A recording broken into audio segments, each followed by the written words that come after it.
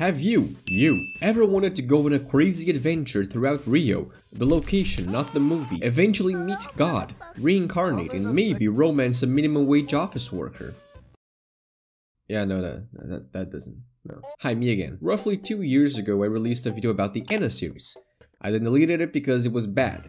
Cringe, one might say, unlike this video. I covered some vague stuff, episodes, lore, the gasoline incident. It wasn't particularly good, and now it's gone forever.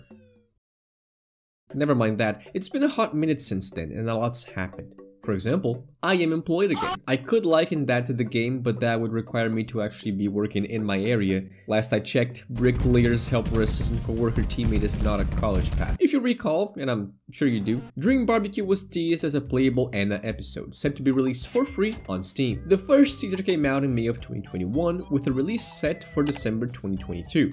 Can they actually deliver on that? No, that's stupid. So in October 2023, the release date officially became whenever it's ready. The correct option. When I mentioned just now that a lot's happened though, I didn't exactly mean it in regards to any official ENA content between then and the game's release. 2023 was dry. 2024 was like dry, but It's understandable, but disappointing compared to the 3 episodes we got one after the other. But then, after much waiting, it finally dropped, and I exploded. Metaphorically before you get worried. 𝒶𝑒𝓈𝓉𝒾𝒸 Chapter 1, March 27th.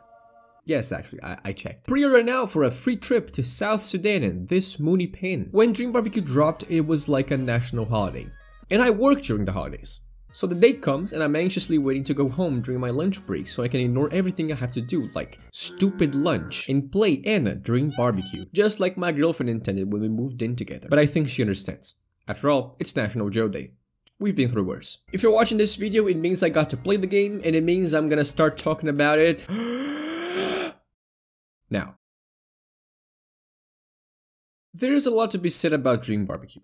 More than I'd like to admit, and certainly more than I could go into this video without wasting a bunch of time. Short version, it was extremely hyped for nearly 4 years and a collective effort between a bunch of people. It is a good game, and you should play it.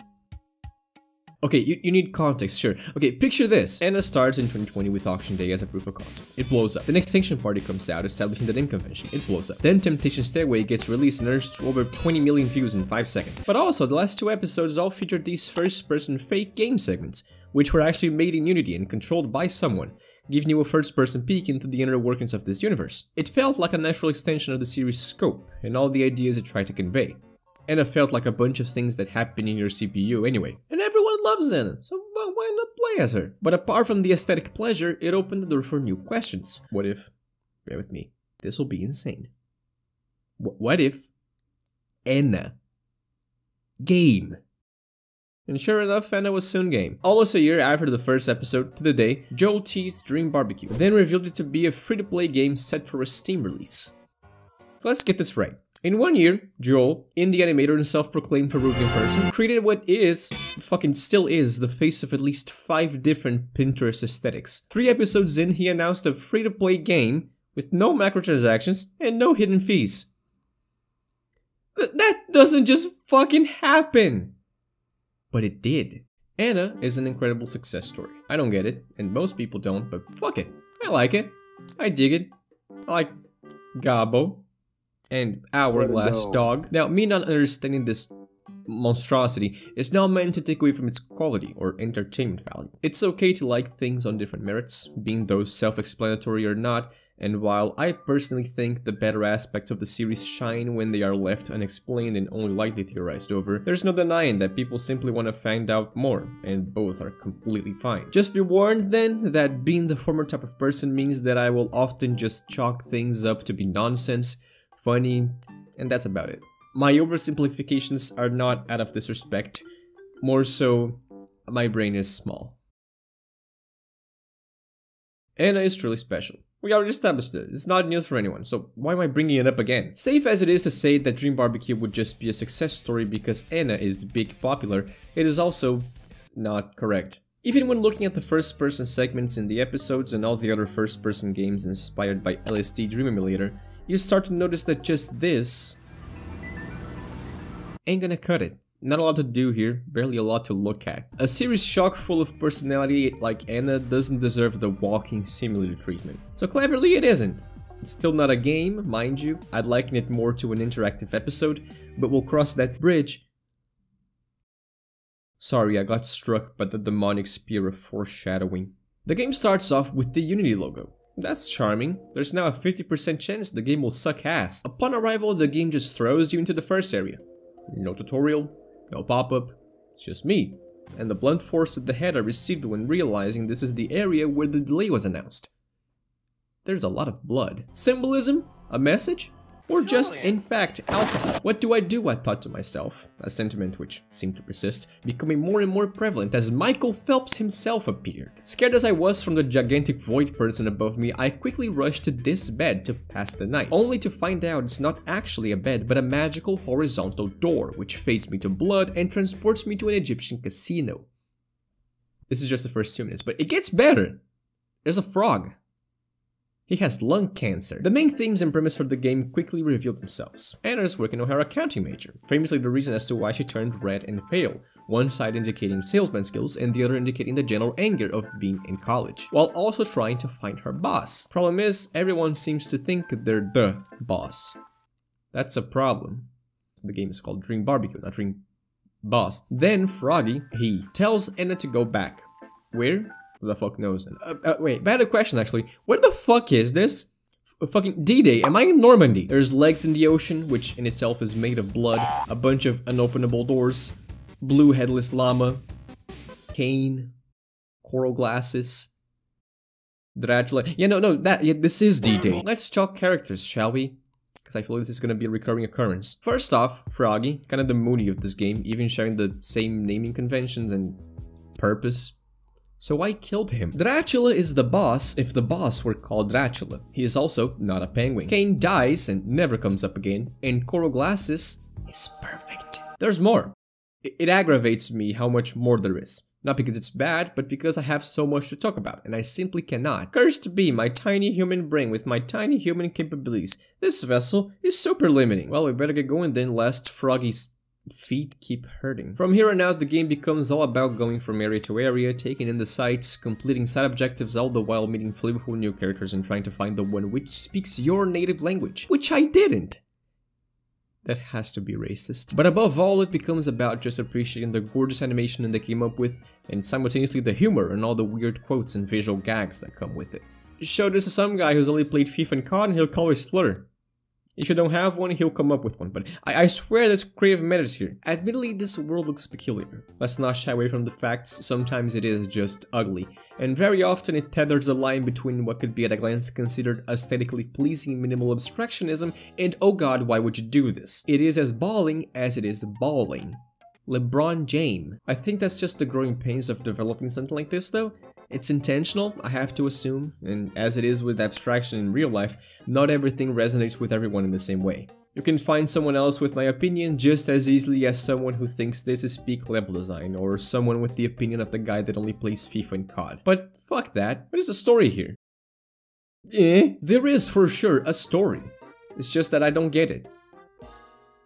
Don't look at me like that. Do you get the story? Dream BBQ is like a cute little sandbox for all of your E. coli ideas to fester. The ultimate goal here is to 1. Remove the smoke machine, 2. Help people as you go on, and 3. Romance Coral Glasses. If I were boring, that would be it. And I am.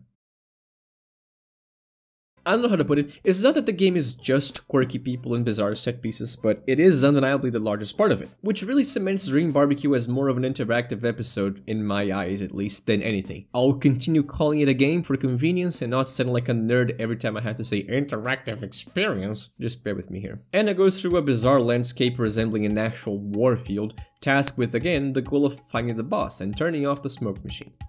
Naturally, she becomes distracted. Where the fuck? Ah, right. Milk.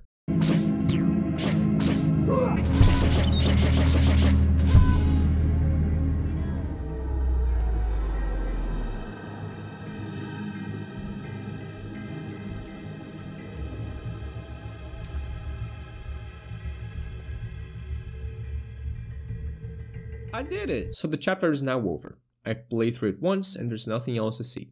It has good visuals, good music, good characters, and good voice acting. Next up on the 𝒶𝑒𝓈𝓉𝒽𝒾𝒸 channel, I'll be playing Yakuza 0 for the first time, for sure, I promise that. Okay, fine, there is more to talk about. How did you know? Dream BBQ is truly a wonderful time. It was worth the wait, and I love it. Not news. And yet, despite all that, why was it that I finished the game with a slight hint of satisfaction? I knew what to expect, I was hyped, I knew it was just one chapter out of many, and more than anything, I liked the game, which made it weird and maybe even slightly pedantic or disingenuous of me to feel the need to go up to my friends who also played the game and say that I somehow expected more. The game has a 98% on Steam, everyone likes it. Was I about to suddenly go against the grain? For the first time in my life, could I truly be a 1%er?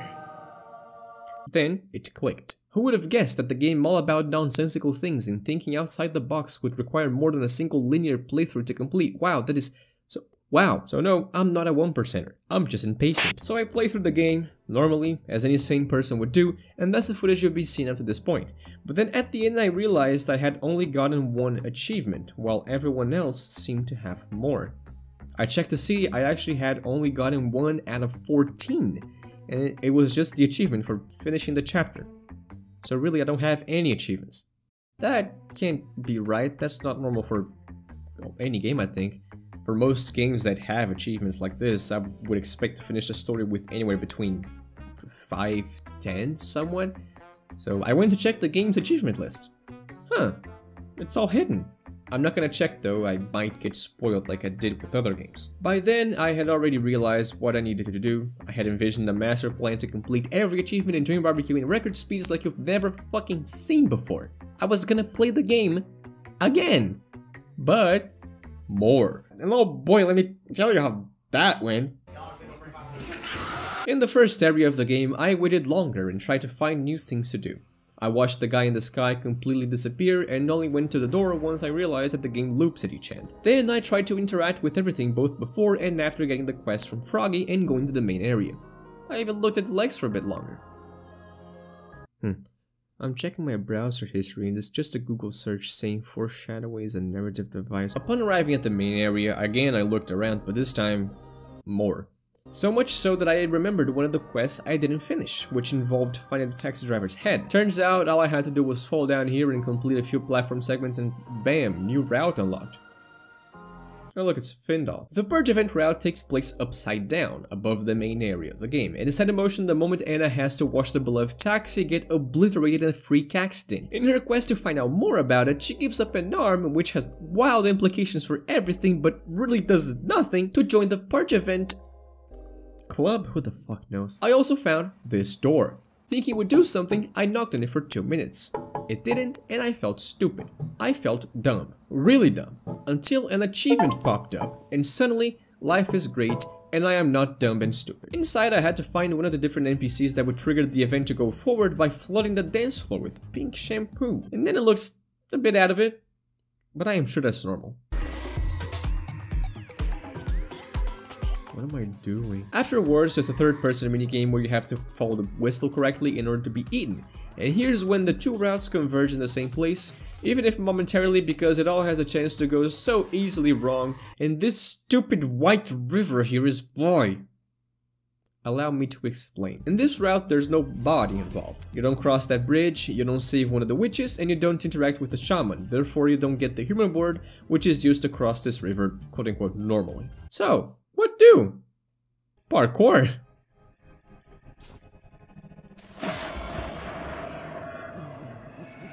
I will complain about this in due time. Complete this, and you arrive at the bathroom and finish the game quote-unquote normally. Fall down and there's a new area, the Lost Village. This area aggravates me. I will complain about it in due time. Find the correct hut, that's easy enough. There's a fancy-looking corridor, I kinda like this place. At the end, a broken theater, this thing, sends the player through, and from what I can tell, the rest of the game is the same for both routes. Anna ends up reaching the smoke machine, turning it off, and proceeding to the Q plane, where she becomes trapped and then seemingly possesses a mannequin in the post-credit scene. That was my second playthrough, and it was plenty fun. Also, but you remember why I did this, right? I was curious about all the missing achievements. You were paying attention, right? So, a whole new playthrough later, over 1 more hour of gameplay to follow a new route, and my achievement counter went from 1 to 2. By then I just gave up and started looking for guides on the internet. And what I found just made me hysterical. This game's achievements are, in fact, just cancer! Dream BBQ has a total of 14 achievements. I had 1 when finishing my first playthrough and 2 when finishing my second playthrough. Risking spoilers for things I maybe haven't interacted with, I checked every hidden achievement and their cryptic descriptions. I thought I understood a few of them, and I like that these descriptions make you think. But seeing what I had already done, I imagined myself to really be missing something. So I checked online, and here's my takeaway from all this. In my eyes, 6 out of these 14 achievements are okay on a range from easy to hard. Those would be the achievements I admit to not have gotten purely out of either not exploring well enough or my own stupidity. And in my eyes, there's nothing to complain about any of those. 2 of them I would call what achievements? These are the 2 with the weirdest and most specific instructions in the game that I have no idea how people found out about legitimately. What do you mean you guys know what a matrix code is? What is that? How do people figure that out? You know what this reminds me of? This in FNAF 3. You know, secret endings in FNAF in general, I don't like it. 4 of them are aggravatingly boring, including 2 4 of them are aggravatingly boring, including 2 achievements I thought I was in the correct place for, and I was, but I didn't get them, only because I didn't sit still for long enough. 1 of them is terrible game design, which can only be considered the hardest in the game out of unfairness and frustration, and 1 of them is random, and I still don't fucking have it! Hey. So I took so long to record this video and edit all of this together that they actually ended up adding a guaranteed way to get blink and you'll miss it. I don't know how to do it, and I should, but I'm still keeping this part in just so you can understand my frustration with the game. Thanks for listening. I hope you're hating this part of the video so far. A lot of people will see this and say that they don't care, that achievements are just something extra and I am overreacting. Believe me, I know I am, but that's because I care about my achievement page. You gotta understand, man, seeing a 1 out of 14 just sitting there, that's worse than a 0 out of 14. I needed to fucking do it, alright? I was in way too deep already. After all I just said, you might think I don't like the game. You're stupid, dumb, Google Gaga brain, and haven't been paying attention. You're like Donkey Jong. Dude, fuck, you know, this was my reaction when first seeing the trailers back in 2021. Don't think for even a second that I didn't like what I played. What they got here, in this chapter, the big things, the little things, some of the achievements. Well, what can I say other than I had a lot of fun playing through? Art above anything is meant to evoke feelings. This does evoke feelings. Confusion, mostly, but I'm taking what I can get. I deeply respect Joel for this entire concept. He could have gone the boring way and make Dream BBQ yet another 20-minute episode. He'd bring on guest animators, commission voice actors, and tell Utonui to create a few Unity segments. But he didn't, and that's amazing. He's realizing an incredibly creative vision here, and I'm all for it. Sorry if it seems like I ended the video on such a negative tangent, but I hope you can still understand when I tell you to cherish this game, and what it means for indie animation. Cherish its development, its teasers, and its releases, and truly relish in all the details, the jokes, and the little moments. Support it in any way you can, even if it's just by leaving a review on Steam. We need indie animation. We need things like these. Because a series like ENA, it doesn't come around often.